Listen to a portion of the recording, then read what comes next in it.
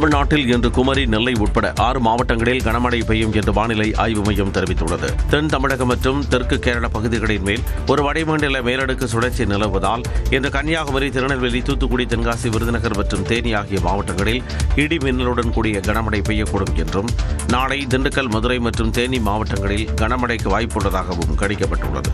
சென்னையை பொறுத்தவரை வானம் மேகமூட்டத்துடன் காணப்படும் என்றும், சில பகுதிகளில் லேசானது முதல் மிதமான மழை பெய்யலாம் என்றும் தெரிவிக்கப்பட்டுள்ளது. தமிழ்நாட்டில் பிற பகுதிகள் மற்றும் புதுச்சேரியில் 24ஆம் தேதி வரை அதிகபட்ச வெப்பநிலையானது இயல்பை விட அதிகமாக இருக்கக்கூடும் என கூறப்பட்டுள்ளது.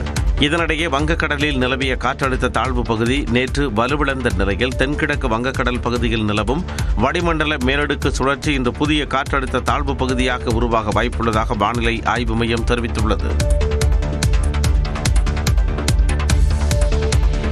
வரும் ஏப்ரல் 1ஆம் தேதி முதல் நாடு முழுவதும் உள்ள சுங்கச்சாவடிகளில் டிஜிட்டல் முறையில் மட்டும் பணம் செலுத்தும் நடைமுறையை கொண்டுவர தேசிய நெடுஞ்சாலை ஆணையம் ஆலோசித்து வருவதாக தகவல் வெளியாகியுள்ளது.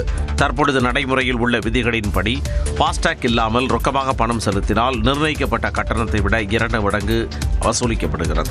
UPI மூலம் செலுத்தினால் நிர்ணயிக்கப்பட்ட கட்டணத்தை விட 1.25 மடங்கு வசூலிக்கப்படுகிறது. ஏப்ரல் 1 முதல் ரொக்க பரிமாற்றமே இருக்காது என்பதால் வாகன ஓட்டிகள் அனைவரும் ஃபாஸ்டாக்கிற்கு அல்லது UPI முறைக்கு மாற வேண்டியது கட்டாயம் என்று கூறப்படுகிறது. தற்பொழுது தமிழ்நாட்டில் 98% அதிகமான வாகனங்கள் ஏற்கனவே ஃபாஸ்டாக் முறையை பயன்படுத்தி வருகின்றன. இந்த நிலையில் டிஜிட்டல் முறைக்கு முழுமையாக மாறுவதன் மூலம் சுங்கச்சாவடிகளில் காத்திருப்பு நேரம் பெருமளவு குறையும் என்றும், அனைத்து பரிமாற்றங்களும் மின்னணு முறையில் பதிவு செய்யப்படுவதால் நம்பகத்தன்மை அதிகரிக்கும் என்றும் எதிர்பார்க்கப்படுகிறது. ரொக்க பணம் பெறுவதால் ஏற்படும் காலதாமதத்தை தவிர்த்து வாகனங்கள் தடையின்றி செல்லலாம் என்றும், சில்லறை தட்டுப்பாடு மற்றும் கட்டணம் தொடர்பான தேவையற்ற வாக்குவாதங்களை தவிர்க்க முடியும் என்றும் தேசிய நெடுஞ்சாலை ஆணையம் தரப்பில் கூறப்படுகிறது. சென்னை கடற்கரை, செங்கல்பட்டு இடையிலான புறநகர் ரயில் சேவை குறைக்கப்பட்டுள்ளதால் நேற்று நாள் முழுவதும் பொதுமக்கள் கடும் சிரமத்திற்கு ஆளாகினர். எழும்பூர் ரயில் நிலையத்தில் பிரம்மாண்ட மறுசீரமைப்பு பணிகள் நடைபெறுவதால் நடைமேடைகள் மாற்றப்பட்டுள்ளதுடன் தினசரி சேவையில் 44 ரயில்கள் ரத்து செய்யப்பட்டுள்ளன. இதனால் எழும்பூர், கிண்டி, தாம்பரம் மற்றும் குரோம்பேட்டை உள்ளிட்ட முக்கிய ரயில் நிலையங்களில் பயணிகள் கூட்டம் அலைமோதின. காலை மற்றும் மாலை நேரங்களில் அலுவலகம் செல்வோர் மற்றும் கல்லூரி மாணவர்கள் போதிய ரயில்கள் இல்லாததால் கடும் சிரமத்திற்கு ஆளாகினர். காலேஜ் தாம்பரத்தில் இருக்கு, ட்ரெயினையும் கன்ஃபியூஸ் பண்ணி விட்டாங்க. பிளாட்ஃபார்ம் மாறிடுச்சு. நாங்கள் அந்த சைடு வந்தோன்னே எங்களுக்கே தெரியல. இப்போ வயசானவங்களாம் எப்படி வருவாங்க? ரொம்ப கஷ்டம். ட்ரெயின் நிற்கிது, டக்குனு முன்னாடி நிற்கிது, அதுக்கு முன்னாடி இன்னொரு ட்ரெயின் நிற்கிது. ஏன்னா 10 நிமிஷம் ஒரு ட்ரெயின் வரும். ஒரு ட்ரெயின் 4 ட்ராக் நின்னா ஆக்சிடென்ட் கண்டிப்பாக ஆகும். பாதி வழியில் நிற்கிது, மாம்பழத்துக்கும் கோடபாக்கத்துக்கு நடுவில். இப்போ அங்கிருந்து இறங்கி 1/2 மணி நேரம் நடந்து வர்றேன். இரவு நேரங்களில் குறிப்பாக மாம்பலம் போன்ற நிலையங்களில் கூட்டம் கட்டுக்கடங்காமல் இருந்ததால் இட நெருக்கடி காரணமாக முதியவர்கள் மற்றும் பெண்கள் உட்பட பலரும் ரயிலின் படியில் தொங்கியபடி ஆபத்தான முறையில் பயணம் செய்தனர்.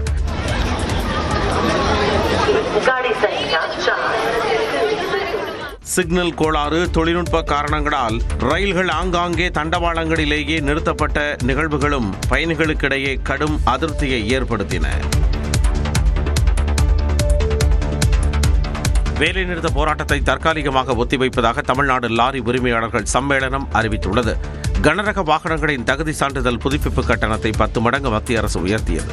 இதனால் 20 ஆண்டுகளுக்கு மேலான லாரி மற்றும் கனரக வாகனங்களுக்கு 800 ரூபாய் வரை செலுத்தப்பட்டு வந்த தகுதி சான்றிதழ் கட்டணம் 25,000 ரூபாயாக அதிகரித்தது. இதற்கு எதிர்ப்பு தெரிவித்து டெல்டா மாவட்ட லாரி உரிமையாளர்கள் போராட்டத்தில் ஈடுபட்டனர். மேலும் வரும் 25ஆம் தேதி முதல் மாநிலம் தழுவிய போராட்டத்தில் ஈடுபட உள்ளதாக மாநில லாரி உரிமையாளர்கள் சங்கமும் அறிவித்தது. இதையடுத்து தகுதி சான்றிதழ் கட்டணத்தை 3 மாதத்திற்கு நிறுத்தி வைத்து புதன்கிழமை தமிழக அரசு அறிவித்தது. இந்நிலையில் போராட்டத்தை தற்காலிகமாக ஒத்திவைப்பதாக மாநில லாரி உரிமையாளர்கள் சம்மேளன தலைவர் தன்ராஜ் அறிவித்துள்ளார். டெல்டா பகுதியில் நெல் ஏற்றாமல் இருந்த லாரிகளும் சரி, வருகிற 25 முதல் நாங்கள் அனௌன்ஸ் பண்ணியிருந்த தேதி 25/2ஆம் தேதியிலிருந்து அறிவிப்பு வெளியிட்டிருந்ததையும் நாங்கள் தற்காலிகமாக ஒத்திவைக்க வேண்டிய நிலைமையில் ஏற்பட்டது. டெல்டா மாவட்டங்களில் இன்று மழை எச்சரிக்கை விடுக்கப்பட்டுள்ள நிலையில் நெல் கொள்முதல் பணிகள் பாதிக்காத வண்ணம் போராட்டத்தை கைவிடுவதாக அவர் தெரிவித்துள்ளார். உச்சநீதிமன்றம் கடிவாளம் போட்ட நிலையிலும் அமெரிக்க அதிபர் ட்ரம்ப் விடாப்பிடியாக புதிய வரி விதிப்பை வெளியிட்டிருக்கிறார். சீனா உள்ளிட்ட நாடுகளுக்கு அதிபர் டொனால்டு ட்ரம்ப் விதித்த கூடுதல் வரிகளுக்கு அமெரிக்க உச்சநீதிமன்றம் தடை விதித்துள்ளது. அமெரிக்க நாடாளுமன்றத்தை மீறி சீனா, இந்தியா உள்ளிட்ட நாடுகளுக்கு எதிராக சர்வதேச அவசர பொருளாதார அதிகார சட்டத்தை பயன்படுத்தி அதிபர் டொனால்டு ட்ரம்ப் கடும் வரி விதிப்புகளை அமல்படுத்தினார்.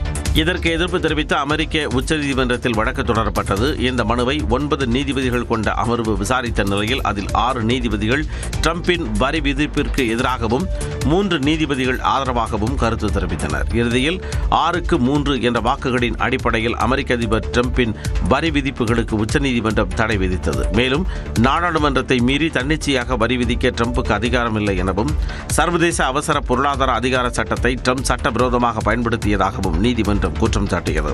அமெரிக்க நீதிமன்றத்தின் உத்தரவால் அந்நாட்டு பங்குச் சந்தைகள் மீண்டும் எழுச்சியடைய தொடங்கின. எஃகு, அலுமினியம், தினசரி நுகர்வு உள்ளிட்ட பொருட்களின் விலையும் கணிசமாக குறையும் என எதிர்பார்க்கப்படுகிறது. தனக்கு எதிராக தீர்ப்பளித்த 6 நீதிபதிகளால் முற்றிலும் வெட்கப்படுவதாக தெரிவித்துள்ள அமெரிக்க அதிபர் ட்ரம்ப் சீனா உள்ளிட்ட நாடுகள் மீது புதிதாக 10% வரி விதிப்பை அமல்படுத்தியுள்ளார். அமெரிக்க நாடாளுமன்றத்தை மீறி சீனா, இந்தியா உள்ளிட்ட நாடுகளுக்கு எதிராக சர்வதேச அவசர பொருளாதார அதிகார சட்டத்தை பயன்படுத்தி அதிபர் டொனால்டு ட்ரம்ப் விதித்த வரி விதிப்பை அந்நாட்டு உச்சநீதிமன்றம் ரத்து செய்தது. இதனால் கடும் கோபம் அடைந்துள்ள ட்ரம்ப் தனது வரி விதிப்புகளுக்கு உச்சநீதிமன்றம் தடை விதித்து உலக அரங்கில் தன்னை அவமானப்படுத்தியதாக குற்றம் சாட்டினார். மேலும் தனக்கு எதிராக தீர்ப்பளித்த 6 நீதிபதிகளை எண்ணி தான் வெட்கப்படுவதாகவும் 122வது சட்டப்பிரிவின் கீழ் அமெரிக்காவுடன் வர்த்தகம் செய்ய உலக நாடுகளுக்கு மேலும் 10% வரி விதிக்கும் உத்தரவில் கையெழுத்திட உள்ளதாகவும் தெரிவித்தார். இந்தியாவுக்கு விதிக்கப்பட்ட வரி விதிப்பில் எவ்வித மாற்றமும் இல்லை என தெரிவித்த ட்ரம்ப் இந்தியாவுடன் மேற்கொள்ளப்பட்ட வர்த்தக ஒப்பந்தங்கள் தொடர்ந்து செயல்படுத்தப்படும் என கூறினார். We're doing that period, but we're immediately instituting the 10% provision, which we're allowed to do. And in the end, I think we'll take in more money than we've taken in before. மேலும் நீதிமன்ற உத்தரவால் ஒப்பந்தங்கள் பாதிக்காத வகையில் புதிய நடைமுறைகள் மேற்கொள்ளப்படும் எனவும் ட்ரம்ப் கூறினார்.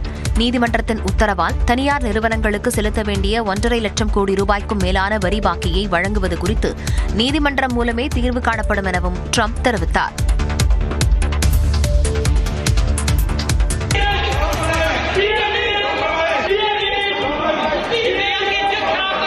ஏஐ மாநாட்டு அரங்கில் இளைஞர் காங்கிரசார் மேலாடையின்றி திடீரென போராட்டத்தில் ஈடுபட்ட காட்சிகள்தான் இவை.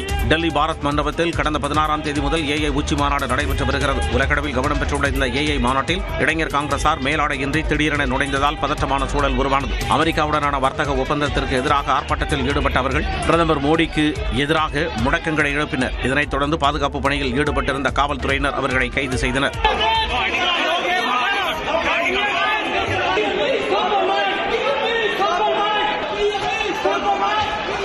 இதற்கு எதிர்வினையாற்றியுள்ள பாஜக ஐடி விங் இளைஞர் காங்கிரசின் செயல்பாடு தேசிய அவமானம் என விமர்சித்துள்ளது. செய்தியாளர்களிடம் பேசிய மத்திய அமைச்சர் அஸ்வினி வைஷ்ணவ் காங்கிரஸ் அச்சத்தில் இருப்பதாக கூறினார்.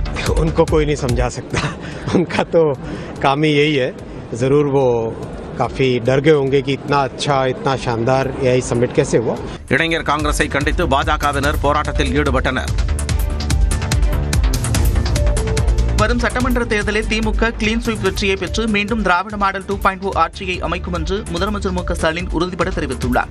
சென்னையில் நடந்த திமுக தகவல் தொழில்நுட்ப அணியின் நிர்வாக கூட்டத்தில் உரையாற்றிய அவர் இந்தியாவில் பூத் அளவில் டிஜிட்டல் கட்டமைப்பை வைத்திருக்கும் ஒரே கட்சி திமுக தான் என்று பெருமிதம் தெரிவித்தார்.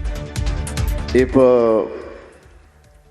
வர்ற சட்டமன்ற தேர்தலையும் கிளீன் ஸ்வீப் பண்ணி திராவிட மாடல் 2.0 ஆட்சியை நாம் அமைக்கணும். டிஃபென்ஸ் மட்டுமே ஆடிட் இருக்கக்கூடாது, அப்பப்போ அட்டாக்கிங் மோடுக்கும் போகணும். தோழமை சக்திகளோடு சென்று முடிகிற எதிர்க்கட்சியினர் சூழ்ச்சிக்கு இடம் தரக்கூடாது என்றும் முதலமைச்சர் ஸ்டாலின் அறிவுறுத்தினார்.